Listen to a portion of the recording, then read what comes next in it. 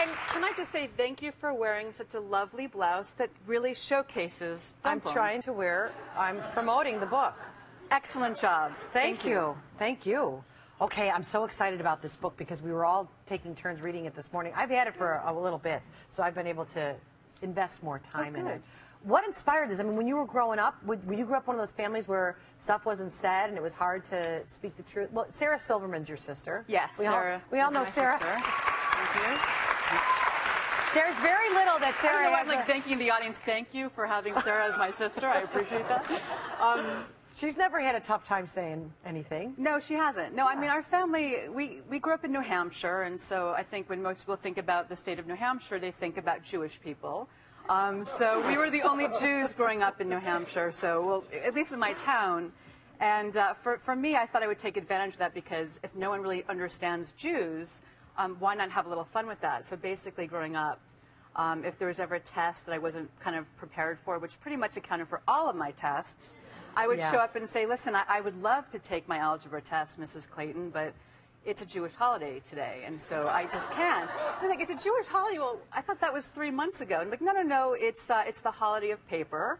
And they might say, well, what holiday is that? And I would say, oh, it's Tov Shachah. Something that, as long as it had a cha in it, I was golden. Free and clear? So, yeah, I did. I got a lot of tests, like probably 60 tests from 7th grade. No, did I say 63? No, I did. I mean, my parents actually probably, I shouldn't tell them that because now they're going to be watching thinking, oh, wow, she should have gotten into a better college if she got to, so. Yeah, but look what happens. You become this prolific writer, right? Oh, my God, I love you. People have a tough time, you know, letting go of toxicity. Yes, I did. I had Me a too. horrible time. I went to somebody that did my hair for years, and I couldn't stand the way they did my hair, but they lived close by. I knew I had to run into them, so I was like, I'm going to have my hair they don't like.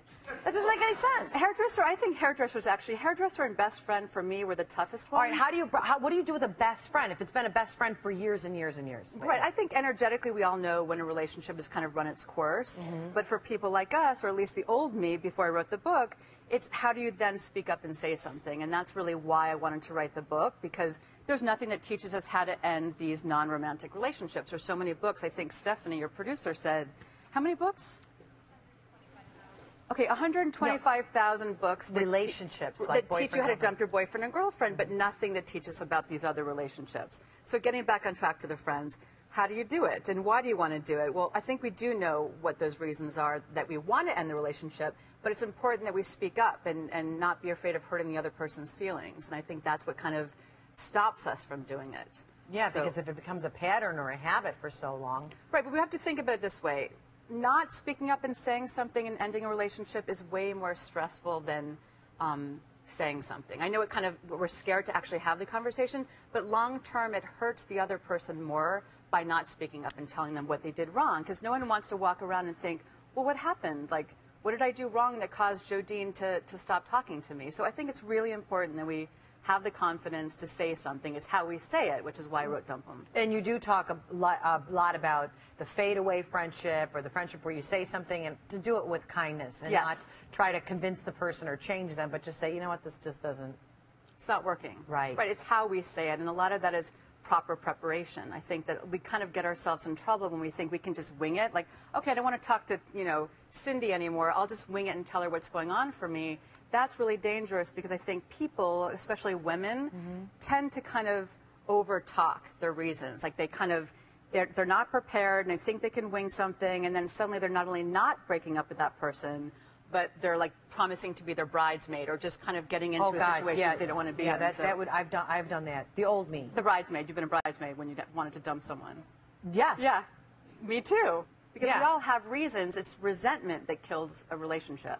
Like if we don't speak up, we start building that resentment, and that's what leads to like what I used to do sometimes, which is to lash out. Yes, exactly. And that builds up, gets us in trouble. Yeah. So we don't lash out by speaking up as soon as possible. That's a good point. Okay, when we come back, Jodyne is going to take some questions from the audience. I'm looking forward